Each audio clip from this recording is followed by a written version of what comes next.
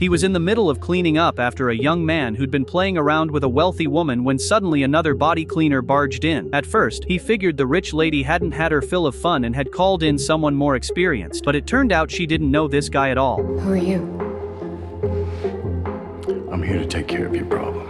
The woman was stunned, wondering whether he was friend or foe, when the man pointed up at a hidden camera. Turns out the wild scene from earlier had been caught on the hotel owner's surveillance feed. Worried it would hurt business, the owner had called in a cleaner named Pete to take care of the mess, but the woman had already gotten to George first. Since neither of them trusted anyone but their own guy, they wanted George and Pete to work together to dispose of the body. For professional cleaners though, that was an unacceptable stain on their reputation. Pete grabbed the phone and flat out refused to work with the hotel owner. George packed up his tools and got ready to leave. Even when the woman offered triple the price, he wouldn't agree to cooperate. You're on those tapes too.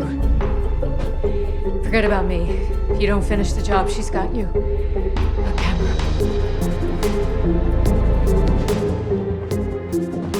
Pete faced the same kind of pressure. Though the two clearly had no respect for each other, given the circumstances, they agreed to this temporary partnership. However, when faced with the outfits the two men had prepared for him, the woman found herself in a bind. He ended up grabbing Pete's shirt and George's pants, then nervously walked out of the room in this mismatched getup. Once the woman left, George pulled out plastic sheeting and began his professional cleanup routine. He kicked aside the couch that was in the way and spread the plastic across the floor. But just as he was about to move on to the next step, he spotted Pete holding a soda, chugging it down like nobody else was there. This infuriated George, who marched over and demanded to know why he wasn't working. The guy was seriously shameless. Because my job is to make sure that you do your job, so that that mess cannot be traced back to this hotel.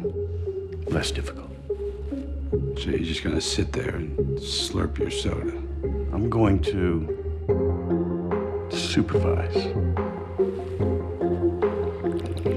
Fuck you. George didn't want to waste his breath arguing, so he just went back to the grunt work at hand. Pete sat there with his legs crossed like some kind of lord, but then he turned and noticed a backpack tucked in the corner. When he unzipped it, he couldn't help but let out a curse right then and there. Oh, shit.